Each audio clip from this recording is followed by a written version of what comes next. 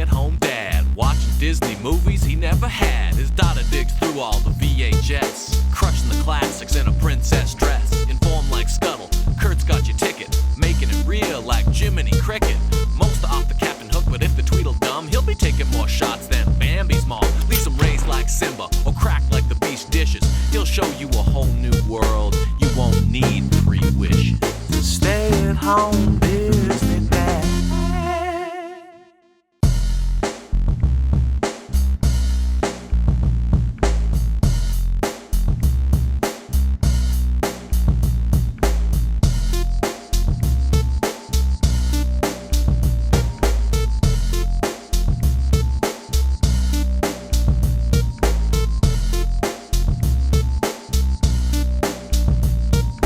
The thing I remember most about the DuckTales movie is not going to the DuckTales movie. I remember this. We were kids. My best friend Neil had gathered all the Cumberland Corner gang together and his mom was going to drive everyone to a movie one hot summer afternoon. He asked if I wanted to come. Of course I want to go. Then he told me they were going to see DuckTales the movie and I passed. I don't know why I remember that moment. I think my mom praised my independent thought or something. She probably just didn't want to pay for it. But I remember that. I remember choosing not to see this movie. I know it's well remembered and held in high regard by folks my age, so I probably missed out, but hey, I'm going to pretend Val loaded Neil and I and Arnold and George and Tassos and Mike into the Hyundai Pony and we're off to see DuckTales. Okay, VHS tape and the VCR, we hit play. Give me the song, DuckTales, a-whoo! No song. Are you kidding me? We don't start with the DuckTales song? Do they even know their audience here? What's going on? Woohoo! I'll have to add it myself. We start with Huey, Dewey, and Louie, Uncle Scrooge, and Launchpad. Oh, Launchpad, isn't he a warm hug of a memory? He's like what I imagine every high school jock that wasn't a complete jerk turned out to be like. They're flying over some foreign city in the Middle East in Launchpad's tiny plane. Scrooge asked where Launchpad went to aviation school, and Launchpad says, aviation school? Scrooge says, you didn't go to aviation school? Well, I took a crash course. Possible mass aviation fatality. Woohoo! I remember last time we were in Disney World, Launchpad was the one, I'm talking the one mascot we didn't stand in line for. And there wasn't a line. I think he motioned us over too. And we just said no. Sorry. Woo! Launchpad safely crashes the plane and ruins a bunch of artifacts. Launchpad says, hey, at least I didn't break anything new. Winning me over. Woohoo! They find the treasure chest that is full of old clothes and a map. They have this guy and helper named Dijon who they don't know is a double agent for some evil giant rat dog thing pirate named Murloc. The ducks don't know this. The map leads them to the cave of Kalibaba. Dodging lawsuits. Woohoo! They camel through the desert and find a tiny pyramid. Nope, turns out to be the very tip of a giant pyramid. They tell their helper Dijon to dig it out. Okay, like he hand digs out the entire pyramid. There's a slow dissolve to show the passage of time, but come on, there's no dissolve slow enough to pass the amount of time it would take to hand dig out an entire pyramid, but I appreciate the gag. It's pretty funny. Okay, did I mention there's a fourth little girl duck named Webigail? Gotta target the female audience. Woohoo! They find the pile of gold treasure in the pyramid, they load it up, and Webby wants to take an old lamp. Scrooge doesn't care because it's not worth anything. Murloc and Dijon take the treasure and trap the ducks inside a scorpion-filled room. Launchpad hides everyone under an upside-down raft, making like a shell, and remember, this is 1990, and Launchpad says, it's turtle time!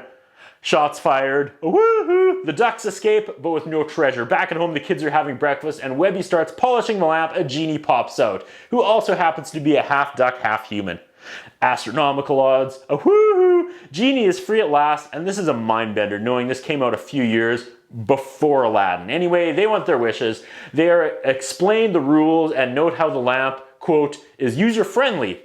And that's a term I swear I didn't think existed until like the Mac boom of the mid-2000s. They wish for a baby elephant, they make the genie look like one of them by putting a ball cap on his head, they wish for frivolous stuff, and they end up with giant ice cream cones. The genie starts telling him about how his old master, that Murloc thing, can turn himself into an owl. Murloc's first wish was to live forever. He claims he sunk Atlantis. No, the opening box office weekend sunk Atlantis. Just kidding, I love Atlantis, but you know. Rare comedic opportunities. Woohoo! Unlike the ducks, Murloc has unlimited wishes because he has a talisman. They want to wish it away from him, but that's the one wish he cannot grant. And roll your eyes all you want about these lazy plot points. This is no different than watching like Lord of the Rings or Game of Thrones or anything else that needs constant updated rules to smooth over the obvious plot holes in the fantasy genre as a whole. Outside the duck's house, Murloc turns himself into a giant rat. Webby wants to have a tea party with the genie. That rat sneaks into the house through the mail slot. In their tea party, the genie asks, and don't hate me, I quote, "Can I be the guy that dresses like an Indian and throws tea off the boat?" She says, "No, silly, that's the Boston Tea Party." Oof, I'll take jokes that didn't age well for 1,000, Alex. Jeopardy joke. Woohoo! The jig is up and Scrooge walks in and everything in the house is alive. There's a tiger and all sorts of tomfoolery that is playing out in front of him. Busted. They actually said, uh-oh, the jig is up about 30 seconds after I typed that. That's really funny. Scrooge realizes they have one wish left and wishes for the treasure of Calibaba. Oh no. When they make the wish, the genie says something like, "Shaboy!" And I don't know if that's new or if he's done that every time so far and I just missed it, but like, anytime from now on, whenever I'm about to do something amazing, I'm gonna yell, "Shaboy!" Doesn't like Jay-Z yell that in 99 Problems as well? I don't know. I'll check. Okay, let's go back to DuckTales. DuckTales. Scrooge takes the genie-filled lamp to this uppity archaeologist convention. Great animation of Murloc landing in the snow as an owl, then turning back into a human rat thing. The henchman Dijon runs into the kitchen and steals all the silverware, which is a really odd scene. That must lead to something later. They recognize Scrooge McDuck as he stands on the stage and says he finally found the lost treasure, but Murloc shows up and the chase is on. Scrooge and the genie lock themselves in a room and Murloc busts through the door like Jack in The Shining. Here's Johnny! A woohoo! The genie turns himself and Scrooge into a... Wait, no, sorry, back up. Let's take another run of that. Do-over. Okay. Murloc busts through the door like Jack in The Shining and is all like, "Shaboy!" The genie turns himself and Scrooge into like electricity and they shoot through the chandelier. It's kind of cool. They emerge from the wall or whatever and the genie has a moment where he wishes that he was just a regular little boy and had comics and a snowboard and Scrooge doesn't care and puts him back in his lap. Sociopathic, narcissistic. Woohoo! Uh-oh. Scrooge mixes up the lamps now. The minion Dijon finds the real lamp and rubs out a genie and... All right. He wants to show Murloc, but the genie is like, "Dude, you own the lamp now." Scrooge with the wrong lamp distracts Murloc, who is now in owl form. He hops into the helicopter with launch pad and they take off. Scrooge realizes his lamp contains gravy. Yeah, it's a gravy lamp. A gravy lamp. Not a thing. A woo! Scrooge gets tossed to jail and prays that if he ever gets the genie back, he would never make another selfish wish for himself again. The family pays for his bail and everyone is reunited. They all have to pool their money and Scrooge is confused and I'm confused. Turns out Dijon wished away all of Scrooge's stuff. His mansion is gone. His wealth is gone.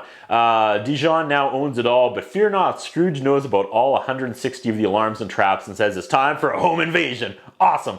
Launchpad is flying Scrooge towards his old mansion and Scrooge parachutes out. The four ducklings find a back door and they guess the door code is cash. They are all in. Scrooge lands on the roof. They have walkie-talkies. They stuff Webby into the air vent and their lasers are deployed. Murloc is also trying to sneak in because he was betrayed by his underling and that's a fun little sub-story.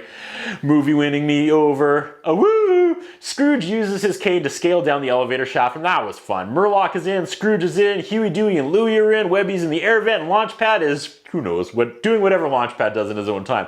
She's coming to a head, folks. The genie is listening to Jean, the power-drunk underling, but he sees Scrooge sneaking in and then Murloc appears, regains the lamp. He asks the genie to turn the disloyal swine Dijon into something fitting and the genie turns him into a pig.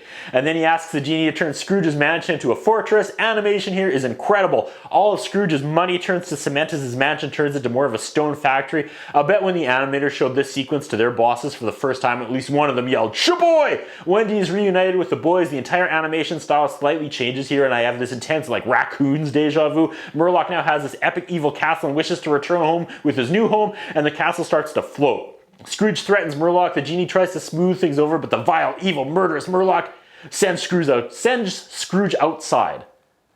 Oh wait, I guess they are floating in the air, my bad. That is bad. Wind tosses Scrooge over the edge, but the little one in the green shirt, whichever one that is, tosses the lamp over at Scrooge.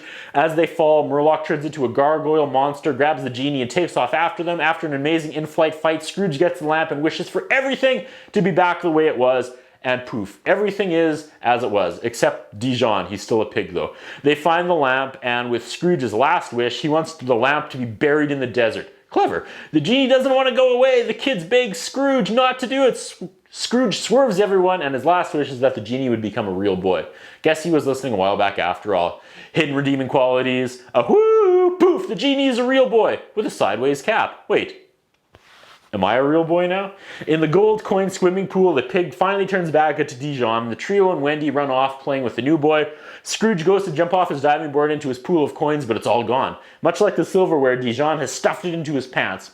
Scrooge chases him out of the mansion to end the movie. We finally, I'm talking finally, get the DuckTales woo theme song 90 minutes too late. And that was the DuckTales movie. It was fine, it was fun. I think I was right to not see it in the theater. I have nothing profound to say about this movie. Nothing really positive, nothing really negative. It was a movie. I don't remember the cartoon series either, but wasn't Donald and Daisy in it? Maybe not. Again, didn't love it, didn't hate it, but it did remind me of the super fun, criminally underrated NES game called DuckTales. And that's my review. Woohoo! That's what I think about. Shaboy! What do you think? What we have is a concern about Curtis Anderson. His interviewing style is not the best. His personal appearance is not the best. I was wondering if the man has some kind of a hold